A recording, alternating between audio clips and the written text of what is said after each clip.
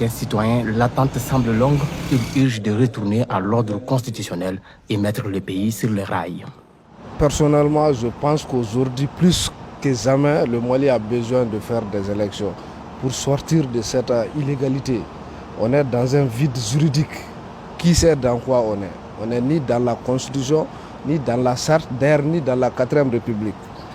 Parce que qui dit la 4e République parle de ses institutions. Ça commence par la présidence. Et aujourd'hui, on a un président de la transition, pas un président de la République. Le Parlement est là, il n'y a pas de Sénat ni de l'Assemblée. On n'a qu'un CNT. Donc il faut aller vers les élections pour nous sortir vraiment de ce problème. Cet avis, même certains soutiens de la transition le partagent et restent favorables à une candidature du colonel Assimi Goïta. Élection organisée. Même la candidature doit être pour que moi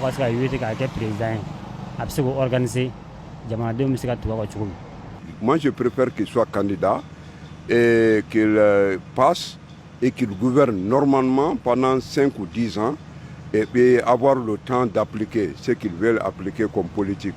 Modibo Keïta, retraité, est contre cela. Il pense que le colonel Assimi Goïta ne peut pas gérer ce pays. Assimi ne doit pas être candidat. Il est là depuis combien de temps? Depuis bientôt 3 ans. Ça nous a coûté quoi? Ça nous a donné quoi? Un isolement parfait, avec tous les voisins. On ne gagne rien. Il faut voir, c'est quelqu'un qui n'a pas pu gérer l'électricité. Il peut gérer les hommes. Même il faut des élections bâclées pour qu'on sorte de cette situation, il le faut. Pour d'autres, il serait très difficile de faire avancer le pays sans le respect scrupuleux des textes de la République. Ce n'est pas tenable parce qu'il y a des règles de gestion. Et même dans une famille, il y a des règles qui sont fixées.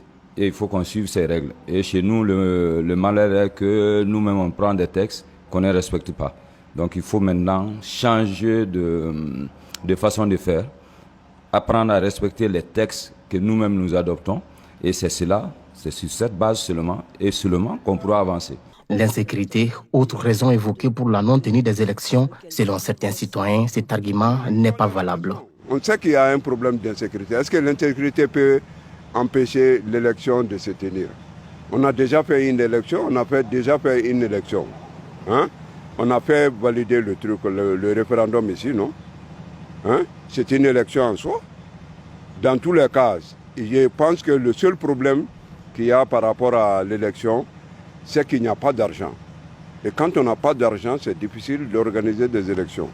Insécurité, à Madame Nabilagoui. À Madame Nabilagoui. Il faut que l'insécurité soit bonne, jamais. Pour le moment, les doutes planent sur la tenue des élections au Mali en cette année 2024, soit bientôt 4 ans depuis le début de la transition, presque la durée d'un mandat. Certains partis politiques ont décrié ce vide juridique et appellent les autorités de la transition à ramener le pays à l'ordre constitutionnel.